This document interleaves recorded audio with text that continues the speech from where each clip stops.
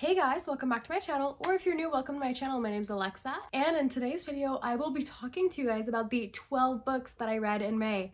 And yes, I did definitely say 12 books, which is incredible for me, especially in the past 2 years. That hasn't happened, no, a past year and a half, that hasn't happened very, often, because I've been in an on and off reading slump for the past year and a half, and just because of school and everything, haven't been reading as much. Also, if I sound weird today, it's just because my nose is still stuffy from when I was sick, so don't mind that. But yeah, so it was a really good reading month. I had so many new favorite books that I read, so that is amazing.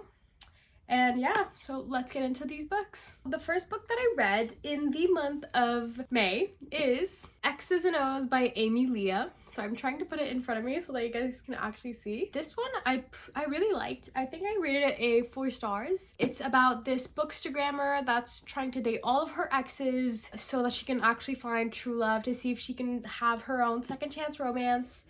And basically it's also forced proximity because she's also living with her best friend's fiance's best friend, because him and his best friend used to be roommates, but then they got engaged, so then she moved in with him. And this is the second book in an interconnected standalone series, but I have not read this first one yet just because it hasn't it hasn't been on my radar yet, but I might read it one day. But I really enjoyed it. 4 stars. I thought it was really cute. I was able to read it pretty quickly, fly through it. It's pretty short as well, I think. Yeah, it's 350 pages. It was a fun book to get back into reading. Well, I was already into reading, but it was a good book to read right after Taming 7, which I read in April because I was so scared of a book hangover after that one. Then I read Never Vacation with Your Ex by Emily Wibberley. So this this one I rated a 3 stars. 3 stars because, I don't know, the characters, I enjoyed the plot and the not mischievousness of it, kind of. I enjoyed the plot and the fact that it was not mystery, but there was kind of a, they were the characters were trying to they were being mischievous, I guess. I don't know how to explain it without spoiling, but the characters themselves I kind of found annoying, which isn't very fun when you're trying to read a book and love it. But yeah, no, I found the characters kind of annoying, so that's why it's a 3 stars. And I didn't find that there was much chemistry. Now that I'm thinking about it, I might bring it down to a 2.5 because I just really didn't like it that much. So that's about it for that premise as well. I was just oh, I don't know. I read it because I was listening to it on audiobook, and it was one of the only audiobooks that I found interesting that was available on my library, but it is what it is. Then I read a book that quickly brought my ratings back up, and it is Wild Love by Elsie Silver. So if you don't know me, and if you haven't been watching my videos for a while, if you have been watching my videos for a while, you will know that I loved the you will know that I loved the Chestnut Spring series by her. I read it so quickly. I think I read it all last year. I think I binge read the first 3 books, then the 4th one came out, and then the 5th one. But the 4th and the 5th one, I was reading them as they were coming out, and they were just so good. I loved it, and it's what brought me into cowboy romances, which I love now. It's one of my new it's one of my favorite genres of subgenres. And I also love that it was a small town romance, because last year I was in this huge small town romance phase. So it was really fun to have that again. And I love that we could see some of the characters, and I also loved the plot because it was just so good. I love when it's you read a girl's point of view and she's oh, he hates me, blah blah blah, he never liked me, because it's brother's best friend. So she was oh, he never liked me when I was younger, blah, blah, blah. He was kind of annoyed by me, but he was always he would always at least pick me up. And basically there's this one scene where it's not a spoiler or anything, you find that out when you're reading it very quickly early on. She's oh yeah, it's I was at a party once, and he was I called him because he was the only person available, and I asked him to pick me up because I was really I was drunk and I couldn't drive and stuff like that.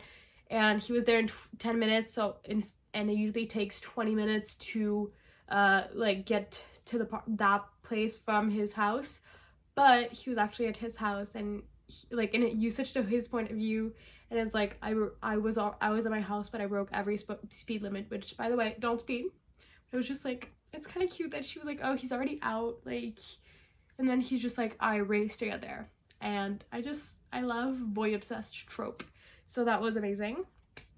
So that one I gave it 5 stars. It was probably one of my favorite Elsie Silver books. And yeah, and then I read this book that I don't think I had actually ever seen anything about it other than when I went to Target. I think I first saw it when I went to Target in March, and then I saw it again at Target this April when I went, and because I was on a trip and I chose it for my birthday basically. And when I saw it, I couldn't put it down. It was just too cute. And it's Canadian Boyfriend by Jenny Holiday.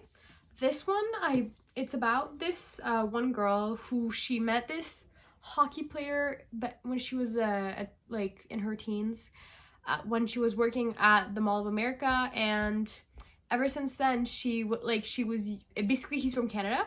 And ever since then, she was using him as an excuse anytime she wanted to get out of anything. So she would just say, oh, I have a boyfriend in Canada. They weren't even dating.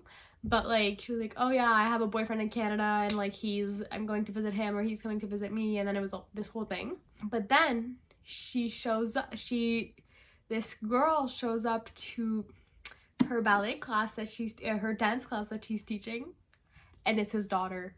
And he's a single dad. So it's, like, single dad trope, and kind of like they know each other but not really, and like I just loved it. I loved him. He was so, like, there was so much banter, and it was such an amazing book. And I loved that there was an emotional part of it as well that really just tied everything together for me. It was amazing. And it's dancer and hockey player, and I was in my hockey romance era this month, so be ready for that. So then I read Unsteady by Peyton Corrine, which is another hockey romance. This one I rated I rated it a 4.5.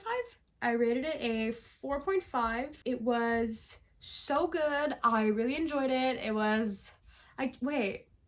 really loved it.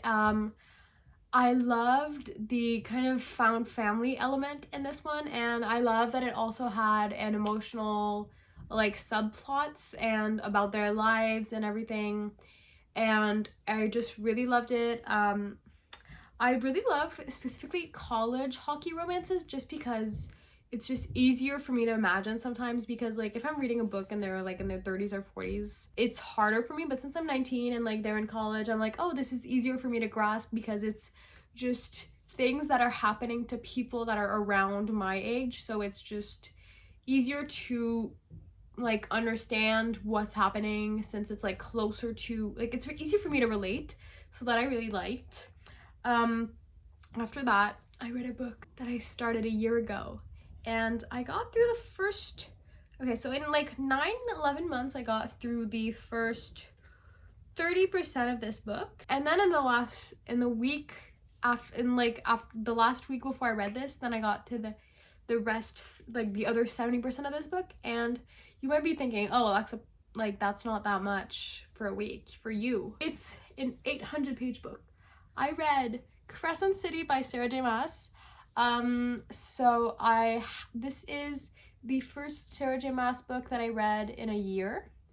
If you didn't know already, I did a reading vlog of finishing the entire Throne of Glass series last year, and this one I had been putting off. I started it on my Kindle, then I finished it, then I got it back in December, when I was at Target as well, because it was 20% off, like, all books at Target. But I was like, oh, let me just try it out. And then I continued reading it every now and then. Like, I'd read like 20 pages, 30 pages, but it was just so long because there was so much world building. But once I got to the actual, like, plot, like the thick of it, I could not stop reading it. I was reading it whenever I could. I literally the last morning that I was reading it, I was originally gonna scroll on my phone on TikTok. I was just on my phone and just like reading, and I couldn't get out of it. Like I was so into it. Like could ask my parents. Like I looked like I had just seen like a ghost because of how focused I was, or like how I looked and like how shocked I was as all like the plot twists were coming in. And it was just really good. I did rate it a 4.5, 4.75 just because of how long it took me to get into it with all the world building. So definitely like take that into consideration if you don't like world building that much in a fantasy, or if you just don't like fantasy, this might not be the book series for you out of Sarah J Maas's series, which also has 2 other series, Throne of Glass and Akatar. Those are easier to get, but this one has a lot of world building, and like it's confusing like in some parts because they use different, sometimes like, I mean, I've heard that like that happened in War and Peace and Anna Karenina as well. So if you've read that and you're a fantasy and classic reader, you'll be able to relate, I guess. But like they use the first names and last names sometimes for different people, so you'll like, so one person will be referred to as 2 different names in the same conversation, and you'll be thinking that they switched person, but they didn't. So that was just a bit confusing, but other than that, it was an absolute perfect book. The fantasy in it was amazing. The world building, the characters I loved. I loved Hunt and Bryce together. I think that they are a, maybe not perfect couple because she's kind of annoying, but like that's kind of the point. But him, I'm in love with. Okay, this book, if you wanna like, if you loved Sarah J Maas's other books, then I definitely recommend this one because you can definitely see her writing style in this one, and like her, how good she is, I feel like, with dialogue. So definitely this is a recommendation if you've liked her other books. So yeah, sorry for me ranting on about this book. I'm trying to be better with like describing what exactly I liked in books, because sometimes I'm like, oh, I love this, it was a 5 stars, blah blah blah, and I don't explain why it was a 5 stars or whatever. After that, we have another book off of my physical TBR. I got so many books read in my physical TBR this month. It's insane. I read 5 books in my physical TBR. Who is she? And I got rid of a bunch of books. So now I'm down to 55 books, which is amazing. Then we have Just for the Summer by Abby Jimenez. This one is in the, I think it's the Part of Your World series. Yeah. Or Happy Ever Playlist? No, Part of Your World series. But yeah, no, this one, it was so good. I rated it a 5 stars. I read it so quickly. I think I read it in like 2 days. I love the characters, and what I really love about Abby Jimenez like books, it's romance is not always like, it's not just about the romance. Both characters almost always have something going on in their lives, like some, not problems, some issues, I guess. Sometimes it's like trauma, sometimes it's like family issues.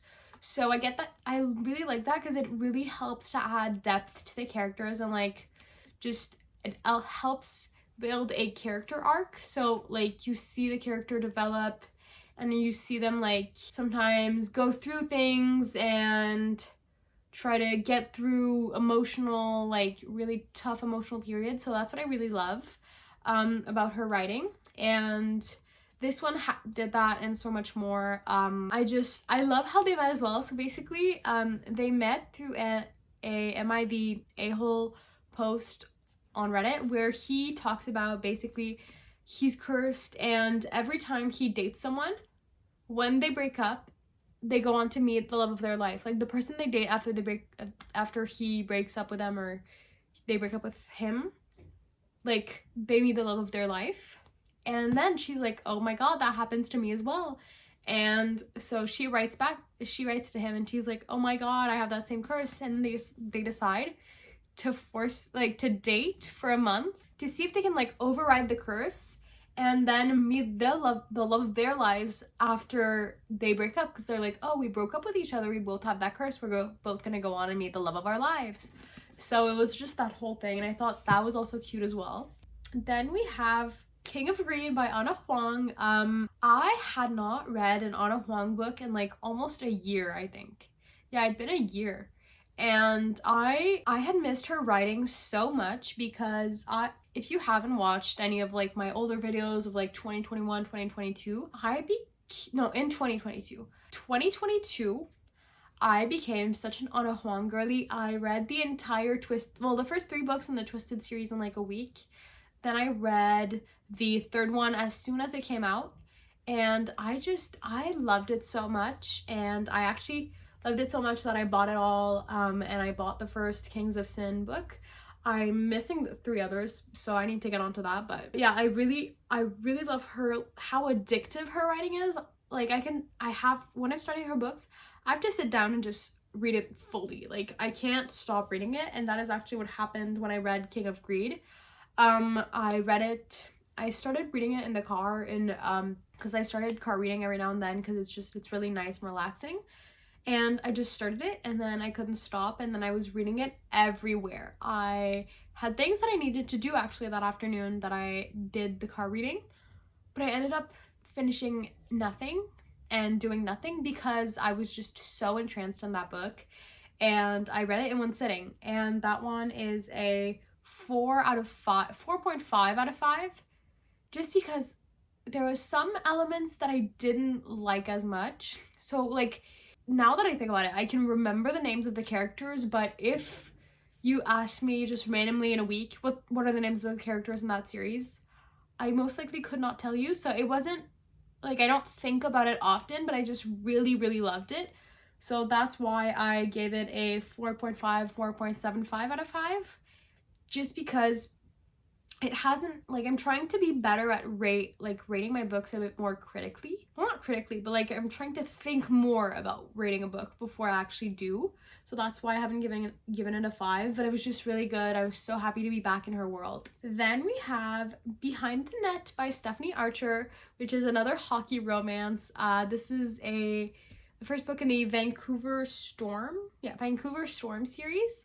And it's about this girl who basically becomes the assistant for this one hockey player, and then they start spending all their time together. And like she dated a really like icky guy before, and like she wants to be a singer, so like there's also that subplot in it. So that was a 4.25, 4.5 out of 5.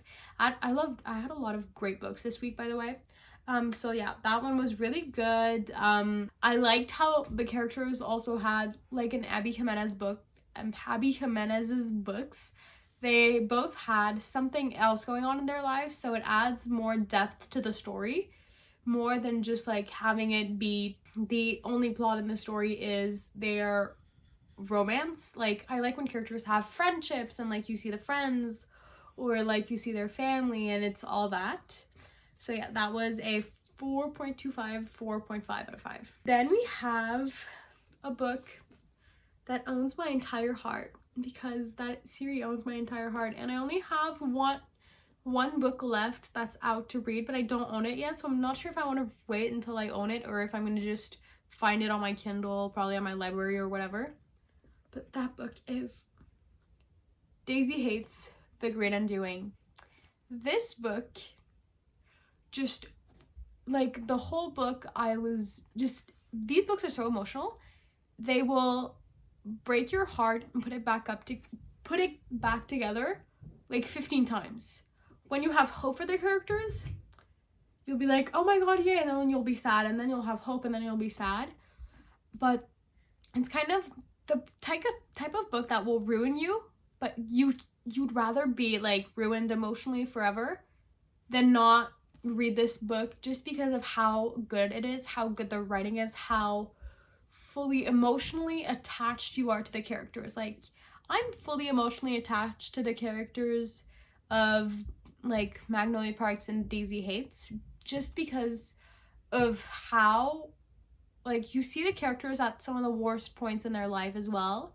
So I guess that's also what can help like be attached. But I think the best way I could explain it is it's kind of like the Addicted Calloway Sisters series, but if you put it in London high society with a bit of mafia. It's just, yeah, you have that same emotional attachment to the characters as you have with the Addicted Calloway Sisters series, or kind of like what other series? Well, yeah, kind of like, well, like you're as attached to the characters as like like the Boys of Tommen series. So like if you're craving that character attachment and like just needing a book that will ruin you, but also like you'll be in love with it and you won't be able to stop reading it, I would definitely recommend this series. Then we have Kingdom of the Cursed by Carrie Maniscalco. This is the second book in the Kingdom of the Wicked series. This one is a 3.25, 3.5 stars, just because there's a lot of moments where I kind of felt myself getting bored. I wasn't feeling fully into the series. I don't feel necessarily attached to the characters. Like, sure, the chemistry, like, one of the things that, like, keeps me going is just the chemistry between the male main character and female main character, because it just, like, that's why I'm gonna read the third book at some point, just because I want, like, the chemistry is so great. But the characters themselves, I don't like that much. Well, not like that much, but I don't feel attached to them. I don't feel very interested in the plot. So it's like, it's a read for what I want to read something fantasy. But it's not like, oh my god, I know I'm going to read this great book. I know I'm going to have fun while reading this book because of the chemistry, or like some of the side characters. But I'm not going to necessarily love the book. I'm not going to be like, oh my god, this book was so good. I'm going to be like, okay, yeah, this book was okay, but the chemistry was great. So that's all I have to say about this book. And then we have the last book out of the 12 books. Wow. Can't believe that I'm actually able to have a full-on wrap up this month, because there was a bunch of months where I wanted to, but I had like 4 books and I didn't feel like it would be long enough for 4 books. But yeah, the last book is King of Sloth by Anna Huang. Now this book, I was a tiny bit disappointed. It was a 4-star for me, because just I couldn't really get in. Like, when I was reading it, I was like, I can't tell what's wrong, but there's just something that isn't keeping me as interested as I would usually. I'm not as interested in the characters and the plot. Like, don't get me wrong, this book was good, okay? It was good enough to be rated a 4 stars. But it just wasn't giving me that regular Anna Huang feeling. And it wasn't giving me that, like, oh my god, I need to read it in one sitting. I sometimes was like, oh no, I'm kind of not in the mood to read because I don't want to read that book. I mean, like, the couple was great, the characters were good, but I wasn't, like, attached to the story and I wasn't fully, like, into it. But that might be because I was sick, but I don't think so. I think it's just the book. I might try to reread it at one point just to see, but we'll see. But yeah, that was it for the 12 books that I read in the month of May. Thank you guys so much for watching this video. I hope you enjoyed it. If you did, please consider liking, commenting, and subscribing. If you have any other types of videos that you'd want me to make, then comment down below and let me know. Sorry for the 3-week hiatus. I started of no posting. I started my new semester and then I was sick, and that was a whole 3 weeks. But hopefully I'm gonna be back to posting full-time starting now. I'm feeling better. I have video ideas, we're great. But if you did enjoy this video, did I already say please consider comment? Yeah, I already did that. If you want to see more of my content, please make sure to go onto my TikTok and my Instagram. And on my TikTok, a new thing that I'm starting is we are starting a book club. So basically every month, I'm just gonna do it through videos. It's gonna be simple like that. You guys are gonna be able to talk about the book in the comments. We're just gonna be reading books every month. This month's book for June is Powerless by Lauren Roberts, because the people voted in the comments.